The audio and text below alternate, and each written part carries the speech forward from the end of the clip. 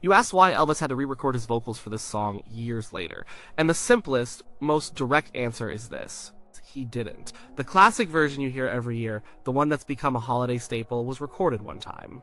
The vocal, is the vocal he laid down in a Hollywood studio way back in 1957. That take was the one. There was no going back years later to fix it, update it, to sing it again for the official record. What you hear is a moment in time captured perfectly, but your question is a good one. It's a really good one, actually, because it gets to the heart of a story that's a little confusing. There are different versions of him singing this song, and one of those later versions is very famous, very different, and it's probably the reason this idea of a re-recording got started in the first place. So, the story isn't about him re-recording a vocal. The story is about why there are two very famous, very different performances of the same song, recorded 11 years apart, and how they represent two completely different moments in his life and career. To understand it, you have to go back to the beginning, back to 1957. By 1957, Elvis was on top of the world. He wasn't just a singer, he was a phenomenon. He had changed music, culture, everything. He was the undisputed king of rock and roll, and his record label RCA wanted to cash in. They wanted a Christmas album. It seemed like a no-brainer. The biggest star in the world singing beloved holiday songs. It was a guaranteed bestseller. There was just one problem. Elvis hated the idea. He absolutely did not want to do it.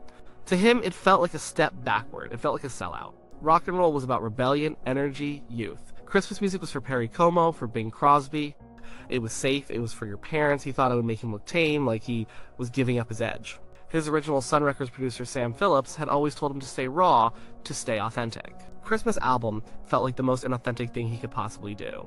He reportedly told his band, "I ain't gonna sing no Christmas songs," but the pressure was immense. From the label, from his manager, Colonel Tom Parker, this was a business, and a Christmas album was a massive business opportunity. Reluctantly, very reluctantly, he agreed. So, in September 1957, he walked into Radio Recorder's studio in Hollywood, California. The mood was not festive. He was there to do a job he didn't want to do. He brought in his usual crew. Scotty Moore on guitar, Bill Black on bass, DJ Fontana on drums, and crucially, the Jordanaires, his backing vocal group. They were essential to his sound. They started working through traditional Christmas songs. Silent Night, O Little Town of Bethlehem. He sang them respectfully, beautifully even. He had a deep love for gospel music, and you can hear that reverence in those recordings. He was being a professional.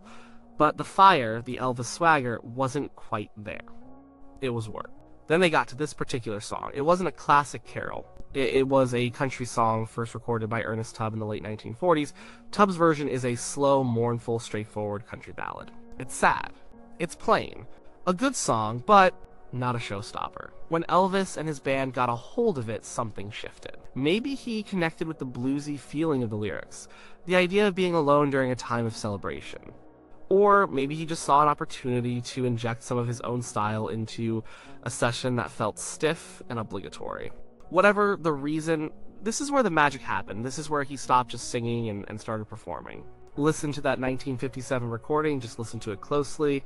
It starts with that clean, iconic guitar lick from Scotty Moore. Then the band comes in with a slow, shuffling rhythm, but it's his voice that defines it. He doesn't just sing the words, he plays with them, he stretches them out, he puts a little sneer in his delivery. And then there's the backing vocals. The Jordanaires are a huge part of this. The high soprano voice of Millie Kirkham soaring above everyone else with that ghostly It's an unforgettable hook. It was reportedly an ad-lib in the studio, something she came up with on the spot, and it perfectly captured the song's strange mix of sadness and style. Below her, you have the deep, rumbling bass voice of Ray Walker, almost like a foghorn of loneliness. But it all comes back to Elvis. The way he sings You'll Be Doing Alright with your Christmas of White. There's a touch of bitterness in it, a little bit of rock and roll attitude, and then in the middle of it all, he does that thing.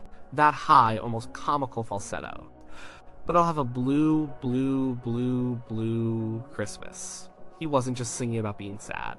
He was being cool about being sad. It was a performance. He took a simple country song and turned it into something else entirely.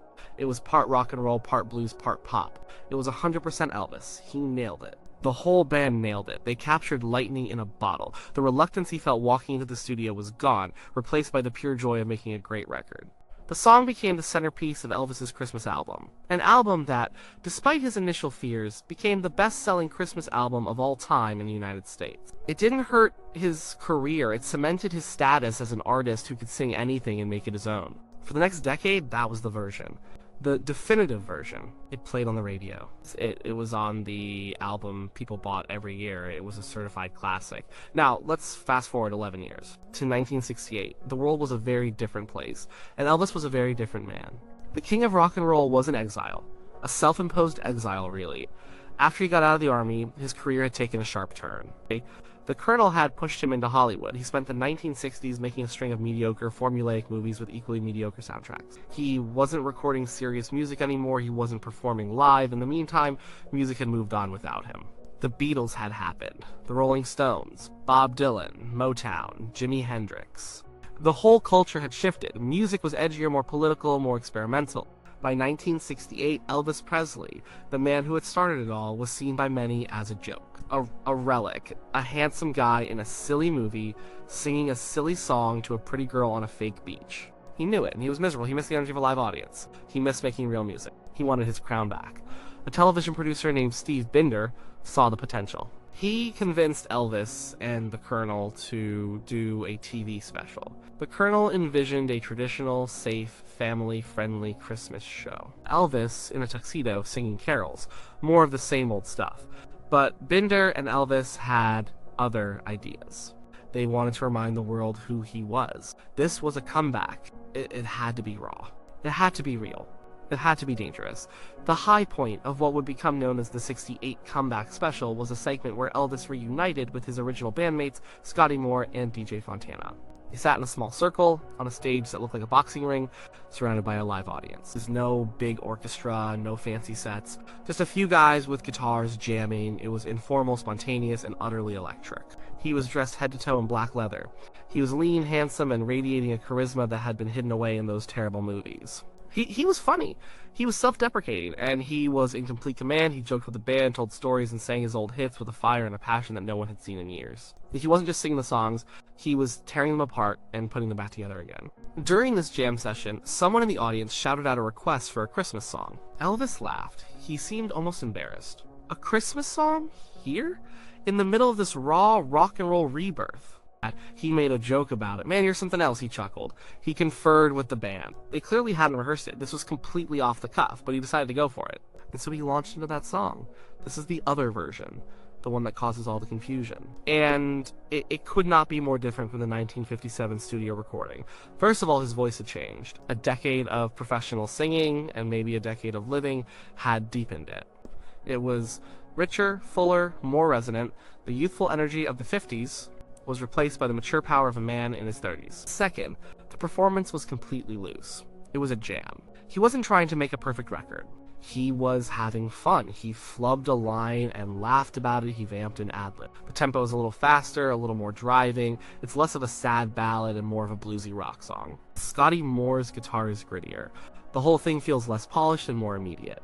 There are no soaring soprano vocals from the Jordanaires. It's just Elvis and his buddies playing for the sheer joy of it. He's not performing sadness, he's performing the memory of a song, and he's having a blast doing it.